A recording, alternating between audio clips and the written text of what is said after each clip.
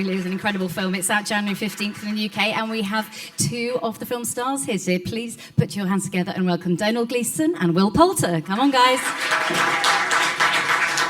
Welcome, welcome. Well, we've just seen the trailer, and I think everyone sort of did a sharp intake of breath as they realised kind of what an epic experience this is going to be. I mean, having watched it, I was deeply moved and excited and kind of gripped. What brought you both to the project, and what did you get out of it, if that's not too sweeping a question? No, not at all.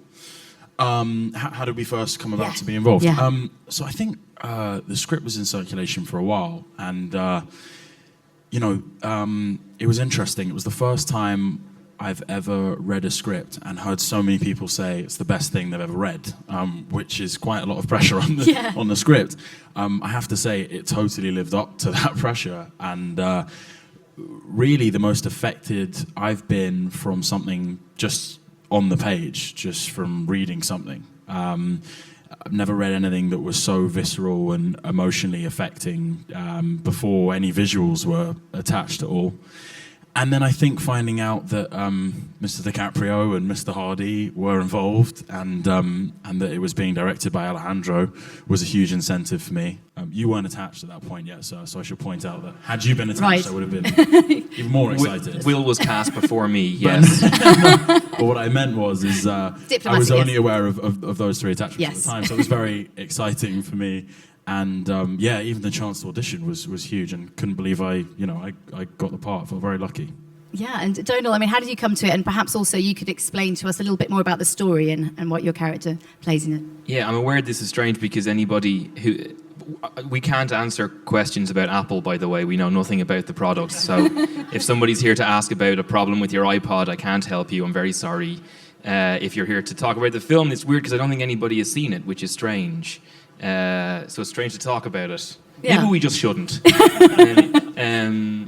The film is based on a true story about Hugh Glass, played by Leonardo DiCaprio. There was a bunch of fur trappers in the 1820s. One of them got attacked by a bear. And why is one person laughing at me? Am I messing this up? I think. Sorry. So anyway, that's kind of the basic setup. And then he's left back with Tom Hardy to look after him, and then he just won't die.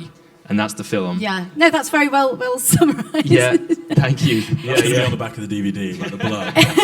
It's kind of a story of survival and revenge and good versus evil and all those things. Is that fair to say? Also that, yes. Yeah, that too. And then I came to it was exactly the same as Will. I read the script. It's an amazing story, and it's not one of those amazing stories which is so unbelievable that you kind of watch it and you say, oh, right, okay, that's interesting that happened. It's incredibly gripping and really exciting, and I think that's what you look for, so that's why I wanted to do it. Absolutely. Now, watching it, it looks like it must have been pretty gruelling to film. Was it even more than we can possibly imagine? I mean, was it incredibly challenging? I think possibly. I think the film is very intense. It's a very kind of immersive and visceral watch, and I think for the most part we feel like we couldn't have created that unless we went through it to an extent. Like we almost went through what they went through, and we did shoot this, all on location, all in natural light, all with real weather elements, which made it a lot more challenging and generally pretty cold. But also as an actor, it's a rare opportunity to not have to act as much, as we got the opportunity on this. You're genuinely shivering, and we were genuinely cold. We were genuinely tired. We genuinely found it tough, and I think we wouldn't have achieved the same product had we been in a studio with a bunch of electricity, and wind blowers and rain machines. We wouldn't have felt the authenticity, so I don't think the audience would have. Were you both a fan of the director's previous work, Alejandro G, Iñárritu, an amazing director, and I think this, for me, establishes him as a hugely important director. I mean, I think the Oscars did that too, and then and then also, I think the performances in his films are always amazing, always across the board. So you feel very well looked after, even though you're scared. You have somebody brilliant deciding what goes in the film and what doesn't, and how to change what you're doing. And then they also screened Birdman for us right before we started shooting, to show us some sense of this tightrope we were walking, about these long takes, the kind of choreography, but then also the invention that has to exist inside of that. So we were already incredibly excited to work with him, and then they showed us they showed us Birdman, and it was just even more incentive to try harder and to believe more. Well, you were both absolutely brilliant in it, may I say. Terrific. I mean, you mentioned Tom Hardy and Leonardo DiCaprio. How would you describe them both individually and the experience of working with them? I think the parallel that exists between Tom and Leo is absolute professionalism. You know, they're two very, very focused individuals when they're on set. They work incredibly hard. They both have a huge appreciation for the detail in every scene, you know. You made the point earlier that, you know, when Leo comes onto set, you know, he's not guilty of what a lot of actors are guilty of, which is kind of making it about their own personal performance a little too much and not being kind of considerate of other people. And Leo and Tom, for the massive responsibility on their shoulders and for, you know, as much as they had to do, it was so impressive that, you know, they considered absolutely every element in the scene, and they were as collaborative as they were. And you know, they really did work hard to make every aspect of the movie as good as possible. They weren't just out to, you know, rep their characters and then kind of be done with it. So that's something that they share. And obviously the performances are so different. You know, their characters couldn't be really more different from each other, which is you know, a testament to their talent.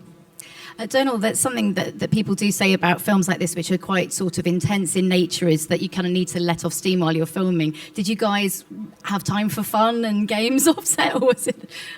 No, we would sit around and talk about the script, do character work. Fun, didn't you? I did. I thought it would be you if it was anybody. Yeah. I said, not on my set, Leo.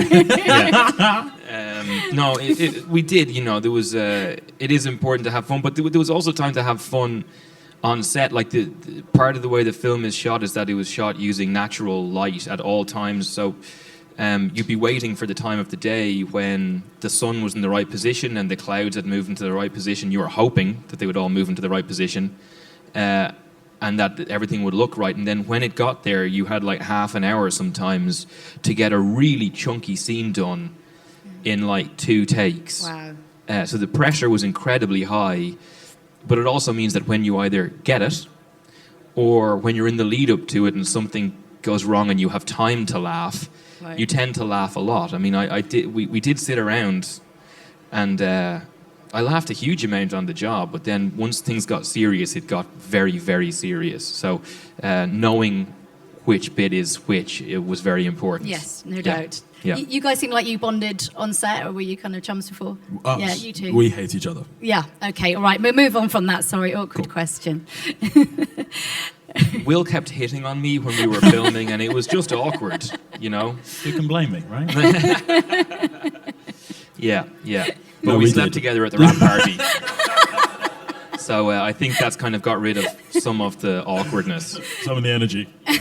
No, we got incredibly close during the shooting of the movie. All of us, you know, I think this was physically and emotionally, you know, pretty tough. And we were with one another almost every minute of every day for 7 months. So, you know, you couldn't help come out of this experience with very, very strong feelings about each other, whether it was going to be hate or love. And it turned out to be love. And we're both very close, and all of the guys, you know, have become very close with one another, and that's been fantastic. The experience, you know, create genuine camaraderie between us. Yeah. So it's great. Would you say the experience of making this film was very different from what any of you had been through before? Because I suppose most people would associate with you different kind of films. Yeah. Yes. I think everybody on it said it was different to everything they had done before. Yeah. And that includes Alejandro. That includes Chivo, who shot it and has shot a great many great movies across the board, and all of the crew. Nobody had ever worked in conditions like that, on a film like that, in that way. None of those 3 things had you done on their own. And together it was completely crazy. I mean, it was a really, really nuts experience. So I think it was different for everybody. Before we cut to the audience, perhaps you'd like to share I think we know what most of you are up to, but perhaps tell us what you've got in the pipeline. Will? Oh, sure. I feel like there's more of a question for you, but real brief. I just finished shooting something called War Machine, and one of my friends who I shot it with is actually in the audience, which is amazing. Yeah, I did that in Abu Dhabi. It was very exciting. Great. Honour being involved in the project. Good stuff. Can't wait to see it. Now talk about Now I think Star we know Wars. something, a little film coming up. Who wants to know the ending? As long as we keep it between us. It's not being filmed, is it? No, tell us. Yeah, so Star Wars is coming out. I'm in that. And Brooklyn came out, and I was in that. And then I did a film with Tom Cruise and Doug Liman called Mina, and I'm hoping I'm in that. And then I just did like a stoner comedy with Thomas Hayden Church and Christina Applegate, and I'd better be in that because I was in every day on it, and if I'm not, Right. I will be furious. Yeah, that's it. Fingers tightly crossed. Thank you. Okay, well, let's cut to the audience. Wait for the microphone to come to you, please. Pop your hand up. Okay, over there, please. That was quick. Hello. There's been a lot in the press about how visceral this film is. You know, there's all these kind of hilarious stories of women fainting after screenings, etc. Do you think that's a help or a hindrance when you're bringing a film out? Like, is it going to stop some people from going, or is it going to encourage them? I'm sure it will. I didn't realise, I hadn't actually heard that story about anyone fainting. That's awful. That wasn't what we were shooting for necessarily. That was me. That was me when I you saw it. fainted. Yeah. You fainted, yeah. I think with any movie, you have to accept that in this day and age, the internet affords the opportunity for a lot of truths to be told and made public. And also, unfortunately, a lot of false information gets out there and actually often spreads more easily and more widely than the truth. That's not to say that an individual didn't faint. I'm not denying that. But I think you can't really control it. I think we all feel confident in the product that we all had a hand in creating. And we hope that people are just genuinely emotionally affected, but they remain conscious throughout the 2 hours and 37 minutes. And that's really all we can do. But genuinely, we wanted to create something that was emotionally affecting. And I think that's what Alejandro and the whole team have done. I think it's also better to be overcome by emotion and faint rather than have no emotion and fall asleep. And I think the film is very, very affecting. When I saw it minute to minute, it was so exhilarating that it was almost overpowering at times, but it was always entertaining, which I think sounds wrong almost given the subject matter. But minute to minute, I couldn't wait to see what happened next, even though I knew. I think that's the kind of film you always want to be in, and that's the kind of film I want to watch, regardless of if a little bit of it makes me feel a little worried for Leonardo DiCaprio. Thank you. Great answers and good question. Thank you. Okay, we've got one up here. Thank you. Hi. I don't know if you're allowed to tell us, but are you back for the death cure like you should be? Do you know what? I genuinely don't know. For anybody who doesn't know what we're on about, I did a film called The Maze Runner. The second one's called Scorch Trials. The third one's called The Death Cure. I play a character who's supposed to be in it. I don't know. You don't? I wish I could tell you. They already, didn't they? No, they've shot the second one and that came out. I know. And I wasn't in that, so it's better for it. And I might be back to lower the general quality of the third. You better talk to Wes. But I'll have a word with Wes. I will drop him a text. I'll do my Good. best. Yeah. Good. Oh, that's nice. Okay, there's another question in the front row here. Thank you. Pass the mic down. Thank you. Hi-ho. Careful. Did you almost faint there? Is that what happened? Yeah, obviously. You almost fainted. Looking at you, Just the obviously. trailer. Yeah, it was the trailer, obviously. No, I was wondering, I read obviously a lot about the fact that you shot it in natural light and the situation was quite grueling to shoot the movie. And just as a personal question, did you feel sometimes that you weren't allowed to just act that? Like, why couldn't you just act like being cold or anything? Did you feel, I don't know, like they didn't trust you to do that? It's just my personal question. I don't know how you feel about that, and I'd actually like to know how you feel like an actor, because I feel like you're not trusted to actually act. It's easier to be cold than to pretend to be cold. It's easier to just do the scene and not think about having to pretend to be cold, rather than thinking about the scene and pretending to be cold. So I was fine with it. I quite like the cold. If I have to be in the heat, I get very cranky and I want to punch someone. So I was really happy to be in the cold. But it was, I think we all knew that he was pushing us to places on purpose. Alejandro wanted it to be difficult. He didn't want this to be easy, and he wanted it to be a journey that was going to be very difficult to go on, and to push all of ourselves to our limits, including himself and including the crew and everybody. And I think when you see the film, I think that will make sense, because what's in front of you, to me, doesn't look like acting. It looks like terrifying, brilliant, horrifying real life. And I think that's kind of part of what makes this film special. Yep, great answer. Anything to add there, Will? No? I can't, no. No, jolly good. Okay. Anyone else with a burning question about this or anything else? We have one back there. Thanks. Hello. Obviously, we haven't seen the movie, but we've seen the trailer, and you guys being up there. And there's no women in either the trailer or, I don't know. Are there women in it? And are they good? Like, what are they like? There are women in it, and they are equally good, if not better than the movie. That's up to you, I suppose. But yes, there are women in the movie. There's some incredibly strong female characters in the movie.